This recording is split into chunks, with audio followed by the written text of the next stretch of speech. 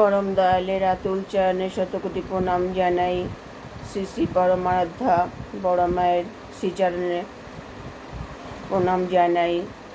পরম পূজ্যপাদ বর্দার আতুল চরণে শতকোটি প্রণাম জানাই। পরম পূজ্য উত্তাপাদ আচার্যদেবের আতুল চরণে শতকোটি প্রণাম, এবং ওপারে আমাদের ভক্তিমূর্তি মায়ের ও দাদাদের আমার সশ্রদ্ধ প্রণাম ও জয়গুরু। আমাদের শ্রাবণ মাস শ্রী শ্রী পরমারাধ্যা জগৎজননী বড় মায়ের জন্ম মাস। 17 জুলাই থেকে আমাদের শুরু হয়েছে মায়েদের মাতৃ সম্মেলন। পুরো শ্রাবণ মাসে চলবে মাতৃ সম্মেলন, আর প্রতিটা সন্ধ্যা আনন্দ মুখর একটা পরিবেশ তৈরি হচ্ছে। প্রতিটা সৎসঙ্গী মায়েদের গৃহে চলছে মাতৃ সম্মেলন। সুসজ্জিত সিংহাসনে থাকবে শ্রী শ্রী ঠাকুর, পরমারাধ্যা বড় মা এবং শ্রী শ্রী বর্দা ও শ্রী শ্রী পরম পূজ্যপাদ আচার্যদেব। আগে যখন আমরা মাতৃ সম্মেলন করতাম তখন শুরু হতো ছড়ার গান দিয়ে, কিন্তু এখন অনেক সময় কম করে শর্ট করে দিয়েছে আমাদের আচার্যদেব, কারণ মাতৃ সম্মেলনের পরে ওনার আদেশ যে অন্তত 2টো করে ডিপি ওয়ার্ক আপনারা করবেন তাড়াতাড়ি মাতৃ সম্মেলনটা শেষ করে। এবারে মাতৃ সম্মেলন শুরু হয় আমাদের গান দিয়ে, এবং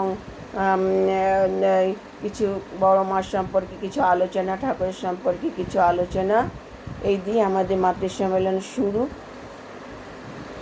তারপরে বাড়ির মঙ্গল প্রার্থনা করে ঠাকুরের ধ্বনি দিয়ে আমাদের মাতৃ সম্মেলন শেষ হয়। বড় মায়ের সম্পর্কে কিছু কথা না বললেই হয় না। বড় মা ছিলেন সাক্ষাৎ জগদ্ধাত্রী মা, অন্নপূর্ণা, ঠাকুরের লীলা সঙ্গিনী। মাত্র 12 বছর বয়সে ঠাকুরের সহধর্মিণী হয়ে ঠাকুরের গৃহে প্রবেশ করেন। শ্রী শ্রী বড় মা ছিলেন ঠাকুরের শক্তি, ঠাকুরের বিপুল সাম্রাজ্যের মহারানী। বড় মায়ের গুণের কথা বলে শেষ করা যাবে না।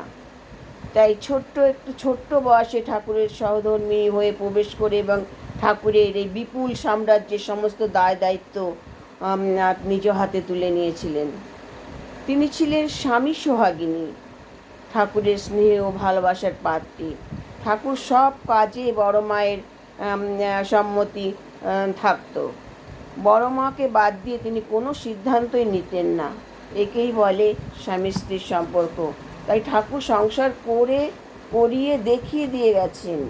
আমি তো বলেছি আগে বলে, ঠাকুর শুধু ধর্ম স্থাপন করার জন্য আসেননি, ঠাকুর সংসার করা শিখিয়েছে, কীভাবে ভালোভাবে সুন্দর করে বাঁচা যায় সেটা শিখিয়েছেন। তারপরে মানুষের কাজে সংস্কারমূলক অনেক কাজ তিনি করে গেছেন, যাতে মানুষ বেঁচে থাকতে পারে, বেঁচে বলতে থাকতে পারে।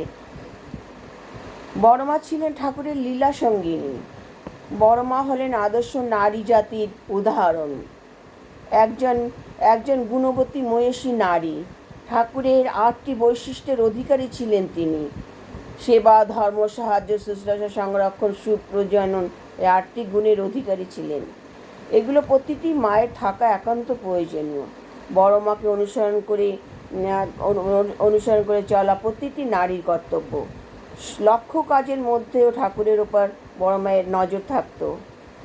ঠাকুর কখন কি দরকার হয় তৎক্ষণাৎ সেটা পালন করতেন। আশ্রমের মেয়েদের বলে রাখতেন, ঠাকুরের যখন যা কিছু চাইবে সঙ্গে সঙ্গে সেটা তোরা দিবি। ঠাকুরের এত বড় সাম্রাজ্য চালানোর পরে বড় মা কিছু সংরক্ষণ কিছু জিনিস সংরক্ষণ করে রাখতেন, অসময় যাতে সেগুলো কাজে লাগতে পারে। অনেক মেয়েরা বড় মার কাছে যেতেন, তার মনের কথা জানাতেন। স্বামী স্ত্রীর ঝগড়া, শাশুড়ির যাতনা, সন্তান না হওয়ার কারণ, এসব বড় মায়ের কাছে তারা নিবেদন করতেন। বড় মা প্রত্যেকটা কাজের সমাধান তিনি করে দিতেন তার জানা জড়িবুটির দ্বারা। হাসতে হাসতে সন্তান কোলে নিয়ে পরের বছরে তারা আশ্রমে আসতো। আর কত বলবো, বড় মায়ের কথা বলে শেষ করা যাবে না। বড় মা বলতেন, যত মাতৃসম্মেলন করো, যা করো না কেন, তোমাদের আলোচনার বিষয় কিন্তু হবে ঠাকুরের যজন যাজন ইষ্টভীতি সদাচার, এগুলো নিয়ে তোমরা বলবে। কারণ ঠাকুরই আমাদের পথপ্রদর্শক, আমাদের জীবন লোক, আমাদের কেন্দ্রবিন্দু। এইভাবে আমাদের এই পুরো শ্রাবণ মাসটা মাতৃসম্মেলন চলবে।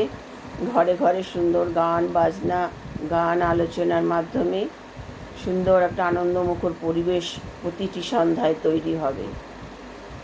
এই বলে বললাম, জয় গুরু।